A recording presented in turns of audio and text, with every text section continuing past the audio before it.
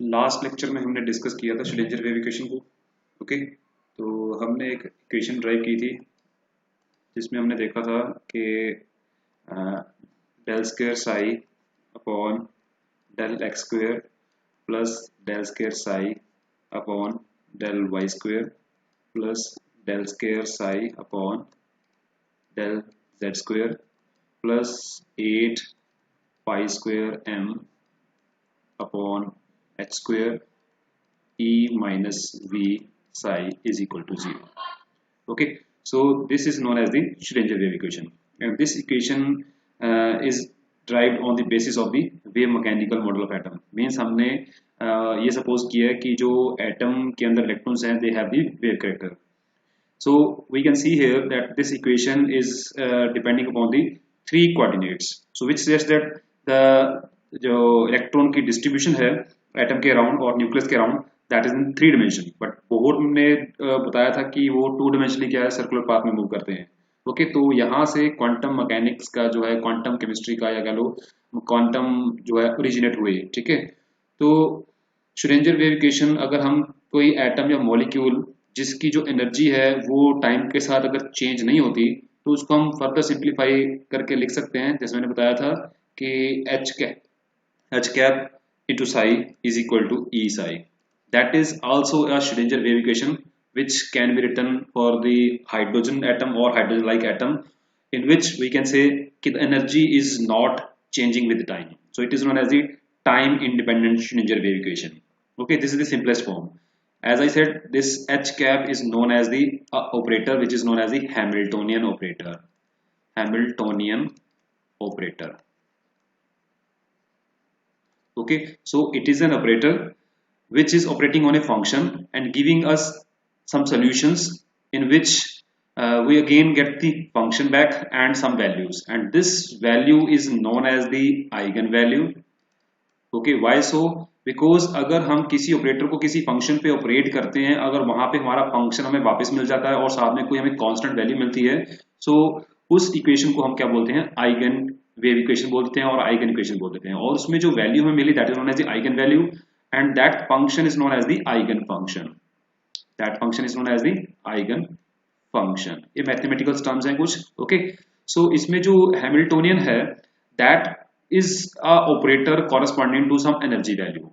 Okay, so we can say this Hamiltonian operator is the sum of the kinetic energy operator which is written as T cap as well as the potential energy operator that is written as potential energy operator which is written as V cap. So this H cap you can say is the sum of the T cap plus V cap. Okay, so it is representing the total energy. When this operator operates on a function, it gives the total energy. So that's why we said that we get the energy from the Schrödinger wave equation. Okay, so the total energy of the system which is taken into account kinetic energy and the potential energy, ठीक है, जो हमारी electrons और nucleus के बीच में होती है।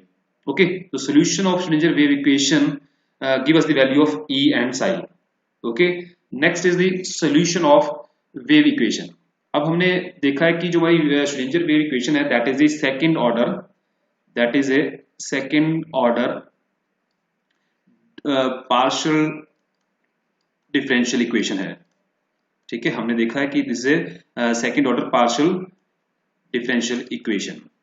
Okay, और जैसे कि बाकी सारी जो डिफरेंशियल इक्वेशंस होती हैं तो इस इक्वेशन का भी हमारे पास सोल्यूशन होंगे और इस इक्वेशन के हमारे पास कई सारे सोल्यूशन मिलते हैं। So we can say this Schrödinger wave equation which is a second order partial differential equation, it gives the many solutions.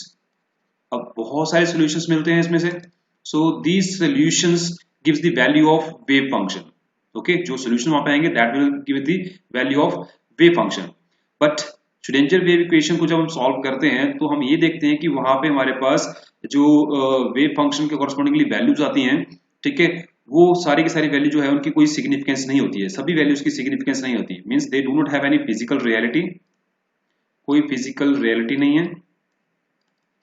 ठीक है, no physical reality, no physical significance. Okay, no physical significance. Okay, so कुछ तो value ऐसी भी होती हैं जो physically possible भी नहीं होती है। सो किसी एक वेव फंक्शन की अगर हमें फिजिकली सिग्निफिकेंट वैल्यूज चाहिए तो हमें कुछ ना कुछ वहां पे कंडीशन इंपोज करनी पड़ेगी, ठीक है। तो यहाँ पे श्रोडिंगर ने कुछ जो है कंडीशन इंपोज की इस वेव फंक्शन के ऊपर। वो क्या कही थी उसने भी, कहते भी अगर हमारा कोई वेव फंक्शन जो है आइगन फंक्शन होगा, ठीक है, तो उसको ये कंडीशन फॉलो फुलफिल करनी पड़ेगी। मींस जो फंक्शन है that must be single valued, उसकी एक वैल्यू होनी चाहिए। Okay, means it must have only one definite value at a particular point in the space. अगर वो स्पेस में कहीं पे भी वो वेव फंक्शन है तो उसकी एक सिंगल वैल्यू होनी चाहिए। और we can say there can not be the two probability of an electron at any position in the space. Okay, अगर कोई इलेक्ट्रॉन की बात कर रहे हैं, प्रोबेबिलिटी की बात कर रहे हैं, तो इलेक्ट्रॉन की एक टाइम पे दो जगह प्रोबेबिलिटी नहीं हो सकती, ठीक है, तो उसकी एक सिंगल वैल्यू होनी चाहिए।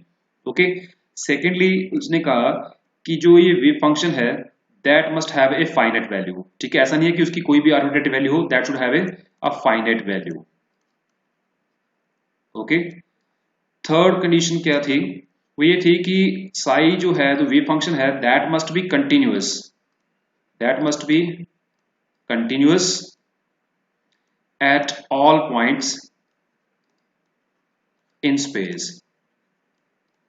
अब इससे क्या हमारा मतलब है, इसका मतलब ये है कि जब भी हम इसको डिफाइन करते हैं तो ये स्पेस में हर पोजीशन पे डिफाइन होना चाहिए, ठीक है। ऐसा नहीं है कि इसकी वैल्यू जो है अब्रप्टली चेंज होनी चाहिए। अगर हम इस डायरेक्शन में देख रहे हैं तो उसकी वैल्यू वहां पे भी वही होनी चाहिए, ठीक है। अगर हम किसी और डायरेक्शन में देख रहे हैं तो उसकी वैल्यू जो कंटिन्यूस होनी चाहिए। मींस अगर हमने जैसे बताया है कि ये साइज होता है that is A amplitude, amplitude होता है किसी वेव का। ओके, जैसे हम बताते हैं कि हमारे पास लाइट वेव्स है, लाइट वेव का जो एम्पलीट्यूड है उसको हम किसी फंक्शन की तरह डिफाइन करते हैं। इसी तरह से जो इलेक्ट्रॉन्स वेव है उनका जो हमारे पास एम्पलीट्यूड होता है that is known as a psi. Okay, that is known as a psi, एक फंक्शन है। मींस अगर वो किसी भी डायरेक्शन में जा रहा है तो वो कंटिन्यूस होना चाहिए। ये नहीं है कि कहीं पे इसकी वैल्यू इंक्रीज हो जाए, किसी की पे डिक्रीज हो जाए, ऐसा नहीं होना चाहिए। उसकी जो वैल्यू है वेव फंक्शन की that should be constant throughout, that should be continuous. Okay, fourth condition क्या है, this wave function must be normalised.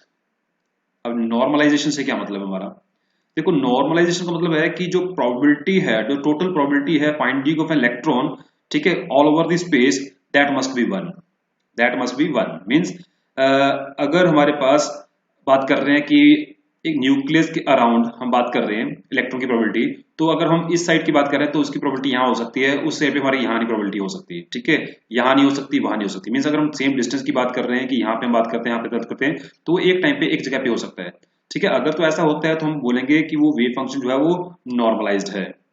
Okay, such functions are known as to be normalized. Fifth condition क्या है हमारी बस, that is कि अगर हम nucleus से बहुत दूर चले जाते हैं, मींस हम इनफाइनाइट डिस्टेंस पे चले जाते हैं, तो वहां पे जो साई की वैल्यू है that should B zero. Means it should have the zero value at infinity. Okay, means अगर हम बहुत ज्यादा दूर एक डिस्टेंस ले लेते हैं न्यूक्लियस से, हम बहुत लार्ज डिस्टेंस पे अगर हम बात करें, तो जितना ज्यादा डिस्टेंस इंक्रीज होता जाएगा तो वहां पे उसकी प्रोबेबिलिटी जो है वो जीरो हो जाएगी। जैसे हम न्यूक्लियस से दूर जाएंगे इसकी प्रोबेबिलिटी कम होती जाएगी, और इनफाइनाइट डिस्टेंस में जाकर तो इसकी प्रोबेबिलिटी क्या होगी, टोटली जीरो हो जाएगी।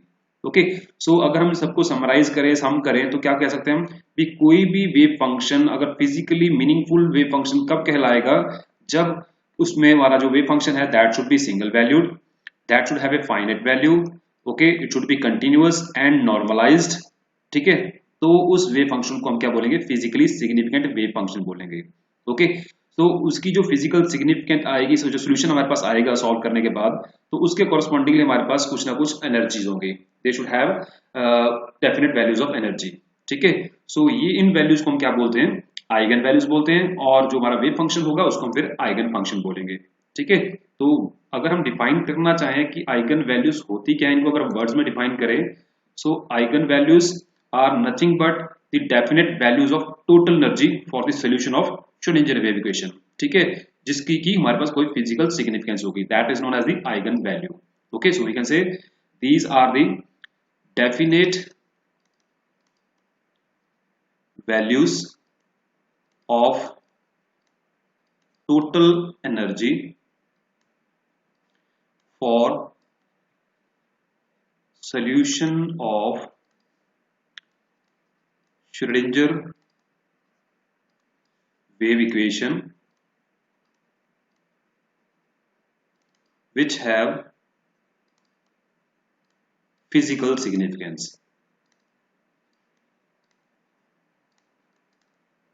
ओके, तो उसको हम आइगन वैल्यू बोलेंगे।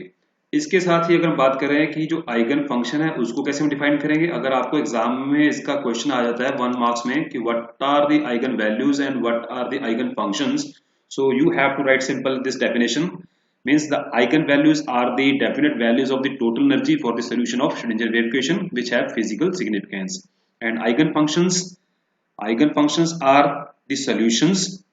These are the solutions of Schrödinger wave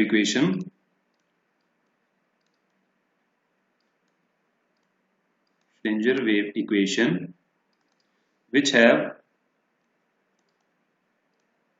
physical significance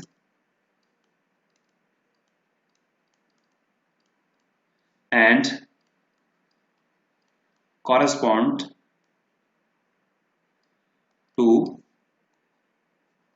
definite energy values. Okay, so these are known as the eigen function, or these function represent the orbitals. ठीक है, so these represent the orbitals. Okay, so next है applications of the Schrödinger wave equation to the hydrogen atoms. Next is the applications of Schrödinger wave equation to hydrogen atom. Okay, देखो अब हमने hydrogen atom में हमें पता है कि जो इलेक्ट्रॉन है और उसके अंदर एक हमारे पास क्या है, एक ही इलेक्ट्रॉन है और प्रोटॉन है. ठीक है, तो हम कह सकते हैं कि अगर हमारे पास इलेक्ट्रॉन का चार्ज -e है और जो न्यूक्लियस का चार्ज है दैट इज +Ze है, तो उसके अंदर जो इंटरेक्शन रहेंगी वो होंगी कूलम्बिक इंटरेक्शंस. ठीक है, तो उसके कॉरेस्पॉन्डिंग जो हमारे पास पोटेंशियल एनर्जी आएगी that would be equal to -Ze² upon r. Okay, what is r? R is the distance between the electron and the nucleus. If we substitute this value of v into the Schrödinger wave equation, then we will get the Schrödinger wave equation for the hydrogen atom. So what is that? Del square psi upon psi x square plus del square psi upon del y square plus del square psi upon del z square plus 8 pi square m upon h square into e plus now we have ze square upon r psi is equal to 0. पहले हमारे पास क्या था यहाँ पे e minus v, अब minus minus plus हो गया that is ze square upon r. This ze square upon r is the potential energy. Okay, so this is the Schrödinger wave equation for the hydrogen atom. Okay, तो यहाँ पे इसको solve करने के बाद हमारे पास हाइड्रोजन एटम के लिए हम एनर्जी निकाल सकते हैं. तो that is given as En is equal to -2 pi square m e raised to power 4 z square upon n square h square. Okay, so इसमें हमारे पास डिफरेंट एनर्जी लेवल्स के लिए हमारे पास n की वैल्यू का डिफरेंट होगी starting from n is equal to 1 to कोई भी हायर वैल्यू हो सकती है. ओके, तो what is m? m is the mass of the electron, z is the nuclear charge. Means अगर हम हाइड्रोजन एटम की बात करें तो यहाँ पे z की वैल्यू 1 आ जाएगी. अगर हम हाइड्रोजन लाइक एटम की बात करते हैं तो हमारे पास z की वैल्यू क्या आ जाएगी, डिफरेंट आ जाएगी. मींस अगर हम बात करते हैं हीलियम पॉजिटिव की, now this helium ion is just like the hydrogen atom because उसमें भी क्या है, सिंगल इलेक्ट्रॉन है. ओके, तो इस केस में प्लस जो z की वैल्यू रहेगी that would be the 2. Okay, अगर हम बात करते हैं लिथियम 2 पॉजिटिव, तो लिथियम 2 पॉजिटिव में भी एक ही इलेक्ट्रॉन है, 2 इलेक्ट्रॉन निकल चुके हैं, तो इलेक्ट्रॉन एक है बट z की वैल्यू क्या है हमारे पास यहाँ पे, that is 3 and so on. ठीक है, इस तरीके से हम कोई भी ले सकते हैं और जिसमें हमारे पास सिंगल इलेक्ट्रॉन सिस्टम हो. Okay, so you can say this equation is Schrödinger wave equation for hydrogen atom as well as the hydrogen like atom or ions. ठीक है, तो यहाँ से हम उन सभी एटम्स और आयंस की एनर्जी निकाल सकते हैं. जस्ट हमें z की वैल्यू चाहिए. ओके, तो वहाँ पे मास ऑफ इलेक्ट्रॉन पुट करके z की वैल्यू पुट करके हम ये निकाल सकते हैं. अब इसमें इस इक्वेशन में हमारे पास 2 इज ए कांस्टेंट वैल्यू, पाई भी एक कांस्टेंट है, मास ऑफ इलेक्ट्रॉन भी कांस्टेंट रहता है, चार्ज भी क्या है, कांस्टेंट है, h भी एक प्लैंक कांस्टेंट है. अगर हम इन सबको एक साथ इकट्ठा कर दे, ठीक है, और उनकी वैल्यूज पुट करें तो हमारे पास एक कांस्टेंट वैल्यू आ जाती है, ठीक है। So we can say, we can write it as a En is equal to minus r z square upon n square. Okay, so this r is a constant which is known as the Rydberg constant. This r is known as the Rydberg constant. Okay, and this is equal to 2 pi square m e4 upon h square. और सब जब हम सबकी value put करते हैं तो हमारे पास क्या आता है यहाँ पे, we have it is equal to 2.17 into 10 raised to power minus 18. So we can say the energy for any hydrogen like atom is equal to minus 2.17 into 10 raised to power minus 18 z square upon n square joules per atom. Okay, this is equal to joules per atom. अगर हम इसको convert करते हैं joules per mole में, तो we will have minus 1311.8 upon n square. अब यहाँ पे z स्क्वेयर, ठीक है, अगर हाइड्रोजन एटम है तो ये 1 हो जाएगा, that is given as kilo joule per mole.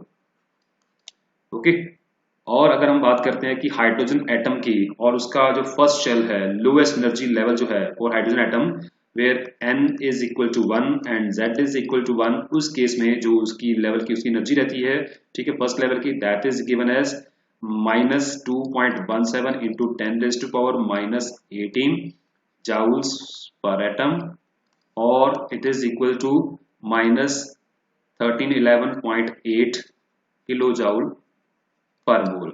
And this energy or that equation is identical to the Bohr equation for the energy of electron in the hydrogen atom. Bohr ने भी same हमें energy का एक relation दिया था. So we can say the Schrödinger wave equation approach जो है that leads to the exactly the same allowed energy states as that of the Bohr model. ठीक है, जो Bohr model से हमें मिलती है एनर्जी वैल्यू, वही हमें क्या मिल रही है, Schrödinger wave equation से मिल रही है. ओके, तो इस Schrödinger wave equation की हमारे पास क्या है, बहुत ज्यादा सिग्निफिकेंस है, बहुत ज्यादा अहमियत है हमारी साइंस में. ठीक है, अभी तक हमने देखा कि हमारे पास जो श्रोडिंगर वेव इक्वेशन है उसमें जो साई है, मैंने बार बार बता रहा हूं कि जो साई है that represent the amplitude. Okay, that represent the amplitude. तो क्या इसका कोई सिग्निफिकेंस है, क्या ये इलेक्ट्रॉन की प्रोबेबिलिटी को बता सकता है न्यूक्लियस के अराउंड? ओके, तो सिंपली हम कह सकते हैं कि simple this Sai which is an amplitude of electron wave, it is commonly it is simply A wave function. Okay, but हमें किस में इंटरेस्टेड है, हम प्रोबेबिलिटी में इंटरेस्टेड है, हम इलेक्ट्रॉन की डिस्ट्रीब्यूशन में इंटरेस्टेड है. ओके, तो ये एक मैथमेटिकल फंक्शन है, जस्ट इसका कोई सिग्निफिकेंस नहीं है itself. Okay, so we can say this psi does not represent the probability of finding the electron, because अगर ऐसा होता है तो जो साई है that should have the real values always. ठीक है, मीन्स या तो जीरो हो या फिर पॉजिटिव हो. बट हमने ये देखा है कि जो साई है इसकी वैल्यू पॉजिटिव भी होती है, नेगेटिव भी होती है, और जीरो भी होती है, और इमेजिनरी भी होती है. क्यों? क्योंकि ये एम्पलीट्यूड है. अगर तो ये एम्पलीट्यूड पॉजिटिव है तो पॉजिटिव वैल्यू रहेगी, फिर एक जीरो भी आ सकता है, फिर ये नेगेटिव भी हो सकता है, क्योंकि ये एक वेव का एम्पलीट्यूड है. सो इसकी वैल्यू पॉजिटिव भी हो सकती है, नेगेटिव भी हो सकती है. मीन्स अगर ये प्रोबेबिलिटी को बताता है, अगर ये प्रोबेबिलिटी को सिग्निफाई कर रहा है, तो मीन्स हमारे पास जो प्रोबेबिलिटी है इलेक्ट्रॉन की वो नेगेटिव भी हो सकती है. तो नेगेटिव प्रोबेबिलिटी तो मतलब क्या हुआ कि इलेक्ट्रॉन की एग्जिस्टेंस ही ना हुई. ओके, तो ऐसा नहीं होता. तो यहाँ पे हमें क्या आता है कि जैसे इसको बोलते हैं कि ये जस्ट एक एम्पलीट्यूड है. जैसे लाइट वेव में हमारे पास जो स्क्वायर ऑफ एम्पलीट्यूड होता है वो उसकी इंटेंसिटी को रिप्रेजेंट करता है. ठीक है, we can say the square of amplitude of light wave gives the intensity of light. Similarly अगर हम सेम कंसेप्ट अप्लाई करते हैं इलेक्ट्रॉन वेव्स को, ठीक है, तो square of amplitude means psi square may be taken as the intensity of the electron at any point. ठीक है, सो दूसरा हमने ये भी देखा है कि according to Heisenberg uncertainty principle, जो इलेक्ट्रॉन की पोजीशन है that can not be determined with certainty. Okay, so means जो साई स्क्वायर है that determines the probability of you can say probability density of finding the electron. ठीक है, eight any point. ये ऐसा नहीं बताता कि ये उसकी एग्जैक्ट पोजीशन को बताएगा. ठीक है, it gives the probability, that gives the probability of finding the electron. ठीक है, अगर हम किसी पॉइंट की बात करते हैं तो वहां पे उसकी प्रोबेबिलिटी बताएगा भी कितनी प्रोबेबिलिटी होगी, एग्जैक्ट पोजीशन नहीं बता सकता वो, ठीक है, probability of finding the electron around the nucleus. Okay, so this mean that if Sai square is zero, if Sai square is zero, तो वहां पे प्रोबेबिलिटी क्या होगी उसकी, निग्लिजिबल होगी, निग्लिजिबल प्रोबेबिलिटी होगी इलेक्ट्रॉन की, निग्लिजिबल प्रोबेबिलिटी। और अगर हमारे पास साई स्क्वायर की जो वैल्यू है, if it is small, value कुछ है बट इट इज स्मॉल, तो इसका मतलब है कि उसकी वहां पे जो प्रोबेबिलिटी है वो लो होगी, it has the low probability, electron की प्रोबेबिलिटी उस पोजीशन पे क्या होगी, लो होगी। ओके, और अगर हमारे पास साई स्क्वायर की वैल्यू क्या है, हाई है, अगर तो वैल्यू हाई है तो मीन्स वहां पे हमारे पास जो इलेक्ट्रॉन की प्रोबेबिलिटी है वो काफी लंबे समय तक रही होगी, मीन्स वहां पे जो इलेक्ट्रॉन जो प्रेजेंट होगा that is present at that place for a long time, ठीक है, so we can say electron probability is high, और we can say the electron is present at that point for a long time. Okay, so now suppose कि हमारे पास हमने एक कोई छोटा सा एलिमेंट ले लिया dv, एक हमने छोटा सा वॉल्यूम एलिमेंट ले लिया dv, and this dv is nothing but the dx dy and dz, ठीक है, that is the product of dx dy and dy and dz। Okay, so अगर हम साई स्क्वायर dv की बात करें तो it would measure the probability of finding the electron within that volume. Okay, this will give the probability of finding the electron within this particular volume, which is very small volume. So we can say the probability may be large or small or even zero, but it obviously cannot have the imaginary value. Okay, so next हमारे पास concept आता है normal and orthogonal wave function की बात आती है, ठीक है, दो हमारे पास कुछ टर्म्स हैं, one is the normal wave function and second is the orthogonal wave function. Okay, these are the two terms which we will discuss right now. So सबसे पहले बात करते हैं कि नॉर्मल वेव फंक्शन से हमारा क्या मतलब है। देखो अभी हमने देखा था कि जो प्रोबेबिलिटी है इलेक्ट्रॉन की, that is the you can से जो भी इलेक्ट्रॉन हमारे पास स्पेस में है, थ्री डायमेंशनल स्पेस में है, तो उनका वो सम रहेगा, ठीक है। अगर हम बात करते हैं एक्स एक्सिस की तो उसकी पर्टिकुलर डिस्टेंस पे प्रोबेबिलिटी हो सकती है, अगर हम वाई एक्सिस की बात करते हैं तो वहां पर कोई प्रोबेबिलिटी हो सकती है, अगर हम जेड एक्सिस की बात करते हैं वहां पर कोई प्रोबेबिलिटी हो सकती है। मीन्स वो जो हमारे पास वॉल्यूम है एक्स वाई जेड का, ठीक है, उसके अंदर हमारी जो प्रोबेबिलिटी रहेगी that would be the sum of the probability in all directions, ठीक है। So the probability of finding the electron summed over all the space that should be equal to 1, ठीक है। अगर तो ऐसा होता है, मींस अगर कोई वेव फंक्शन सेटिस्फाई करता है इस कंडीशन को कि ऑल ओवर द स्पेस जो प्रोबेबिलिटी ऑफ फाइंडिंग इलेक्ट्रॉन है that is equal to 1, okay, तो हम कहेंगे कि वो वेव फंक्शन जो है वो नॉर्मलाइज्ड है। और मैथमेटिकली अगर बात करें कि जो हमारे पास इंटीग्रेशन है साई स्क्वायर की, okay, over the volume dx dy and dz over the space, ठीक है, from minus infinity to plus infinity, if it is come out to be 1, if it is equal to 1 then the wave function is normal wave function, okay।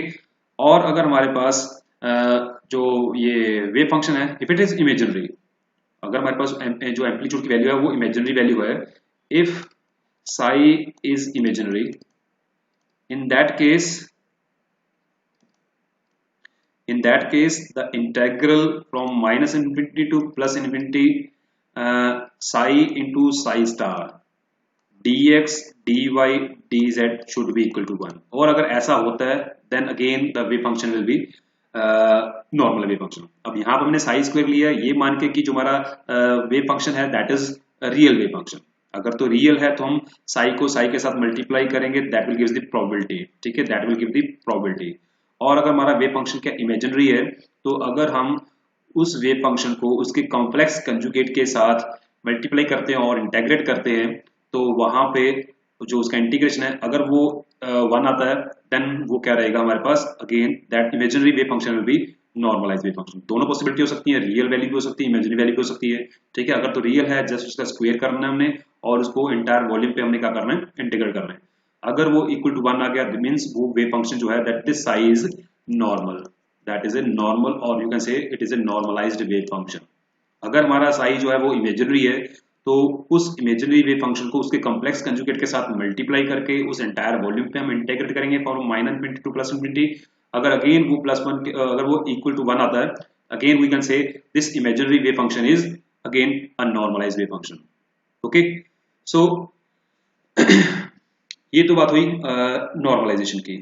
Okay, अब बात आती है कि हम normalise कैसे कर सकते हैं। तो उस केस में हम क्या करते हैं, हम इस वेव फंक्शन को किसी नॉर्मलाइजेशन कांस्टेंट से हम मल्टीप्लाई करते हैं। तो उस केस में हमारा जो नॉर्मलाइजेशन कांस्टेंट रहेगा वो रहेगा n। ठीक है, हम n से मल्टीप्लाई करेंगे वेव फंक्शन को और उसको हम उसी के साथ ही मल्टीप्लाई करके एंटायर वॉल्यूम क्या करेंगे, इंटीग्रेट करेंगे।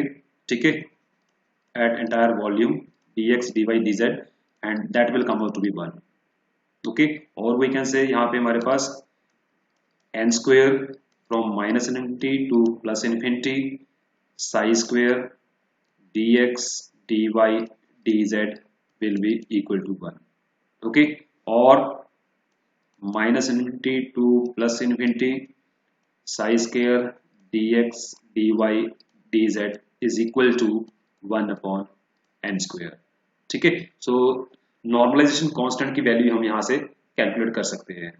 ओके, तो अगर तो हमारे पास मैंने बताया कि जैसे ये वेव फंक्शन इमेजिनरी है तो हम क्या करेंगे, Sai into Sai star means complex conjugate ले लेंगे। तो उस केस में हमारे पास जो ये इक्वेशन बनेगी that is minus infinity to plus infinity Sai into Sai star dx dy dz would be equal to 1 upon n square हो जाएगा। ठीक है, so this is the normalization wave function and normalization constant हम कैसे कैलकुलेट कर सकते हैं वो इस तरीके से कैलकुलेट कर सकते हैं। अब बात करते हैं हम ऑर्थोगोनल वेव फंक्शन की। तो ऑर्थोगोनल वेव फंक्शन क्या होते हैं, ऑर्थोगोनल वेव फंक्शन। ठीक है, तो अगर हम बात करते हैं कि पर्टिकुलर वेव फंक्शन की, अब हमारे पास डिफरेंट इलेक्ट्रॉन्स के अकॉर्डिंगली डिफरेंट डिफरेंट मेरे पास वेव फंक्शंस रहेंगे।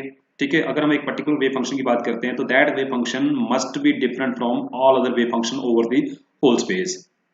क्या मतलब इसका, इसका मतलब ये है कि अगर हम बात करते हैं कि एक वेव फंक्शन है हमारे पास, that wave function must be independent of the another wave function. Okay, अगर तो ऐसा होता है तो उस वेव फंक्शन को हम क्या बोलेंगे, ऑर्थोगोनल बोलेंगे और कहेंगे भी ये जो वेव फंक्शन है that is orthogonal to other wave function. ठीक है, सपोज हमारे पास एक वेव फंक्शन है साई वन, दूसरा है साई टू। ओके, तो ये दो वेव फंक्शन क्या, दो डिफरेंट वेव फंक्शन हैं और इनके कॉरस्पॉन्डिंग हमारे पास क्या आगे इनके कॉम्प्लेक्स कंजुगेट रहेंगे। अगर तो ये इमेजिनरी है तो इसके कॉम्प्लेक्स कंजुगेट भी रहेंगे हमारे पास psi one star and psi two star. ठीक है, तो ये चीज है। अब यहाँ पे मैथमेटिकली हम कैसे रिप्रेजेंट कर सकते हैं कि ऑर्थोगोनल वेव फंक्शन कैसे रहेंगे। तो यहाँ पे ये कंडीशन आती है कि अगर तो psi one and psi two are orthogonal then they must satisfy this integral और this equation means psi one psi two star dx dy dz is equal to 0 और psi two psi one star dx dy dz is equal to 0। Okay, अगर हमारे पास दोनों real हैं, psi one and psi two real हैं, then in that case we can say कि integral of Sai one and psi to dx dy dz should be equal to 0। Okay, तो यह क्या बात हुई, मतलब क्या है कि अगर एक वेव फंक्शन और दूसरे का कॉम्प्लेक्स कंजुगेट अगर हम उनको मल्टीप्लाई करते हैं और इंटेग्रल करते हैं उसका that should come out be 0। ठीक है, इसलिए मैंने यहाँ पे वेव फंक्शन वन ले लिया, उसका हमने कॉम्प्लेक्स, दूसरे का हमने कॉम्प्लेक्स कंजुगेट ले लिया। यहाँ पे हमने सेकंड वेव फंक्शन ले लिया और फर्स्ट का कॉम्प्लेक्स कंजुगेट ले लिया, उसका भी इंटेग्रल क्या होना चाहिए, 0 होना चाहिए। अगर हम समराइज करते हैं दोनों चीजों को, नॉर्मलाइजेशन और ऑर्थोगोनैलिटी को, तो हम कह सकते हैं कि एक वेव फंक्शन नॉर्मलाइज्ड कब होगा, नॉर्मलाइज्ड कब होएगा, if integral minus infinity to plus infinity Sai I complex conjugate dv should be equal to 1 and minus infinity to plus infinity Sai j complex conjugate dv is equal to 1 और second orthogonal होंगे कब, if from minus infinity to plus infinity अगर psi I psi J का complex conjugate dv is equal to 0 and या फिर और minus infinity to plus infinity integral of psi J psi I का complex conjugate dv is equal to 0। Okay, means अगर हमारे पास दो wave function हैं, अगर हम एक वेव फंक्शन को उसके कॉम्प्लेक्स कंजुगेट के साथ क्या करते हैं, मल्टीप्लाई करते हैं और इंटीग्रल करते हैं entire volume, that should come out to be 1। अगर ऐसा होता है तो वेव फंक्शन क्या होगा, नॉर्मलाइज्ड होगा। अगर उसी वेव फंक्शन को हम दूसरे के वेव फंक्शन के साथ कॉम्प्लेक्स कंजुगेट के साथ इंटीग्रल करते हैं, that should come out to be 0। Okay, अगर तो वहां पे वो अपने कॉम्प्लेक्स कंजुगेट के साथ मल्टीप्लाई करके इंटीग्रल करेंगे तो 1 आना चाहिए, अगर दूसरे के साथ करेंगे तो वहां पे वो 0 आना चाहिए। तो उस अगर तो ये 1 आ गया यहाँ पे तो वो नॉर्मलाइज होगा, और दूसरे के साथ करने पे वो 0 आ गया तो वो ऑर्थोगोनल भी होगा। अगर ये दोनों कंडीशन कोई वेव फंक्शन फॉलो कर रहा है तो मींस वो वेव फंक्शन क्या कहलाएगा, हमारे पास ऑर्थो नॉर्मल वेव फंक्शन कहलाएगा। ठीक है, यहाँ पे एक तीसरी टर्म आ गई ortho normal wave function. Means एक वेव फंक्शन अपने ही कॉम्प्लेक्स कंजुगेट के साथ मल्टीप्लाई करके इंटीग्रल करने पे अगर वैल्यू 1 दे रहा है तो वो नॉर्मलाइज्ड वेव फंक्शन कहेगा। अगर वो दूसरे के कॉम्प्लेक्स कंजुगेट के साथ क्या कर रहा है, मल्टीप्लाई करने पे इंटीग्रल करने पे फर्दर के 0 वैल्यू दे रहा है, that is the orthogonal also. ठीक है, वो नॉर्मलाइज तो है ही है, वो ऑर्थोगोनल भी होगा।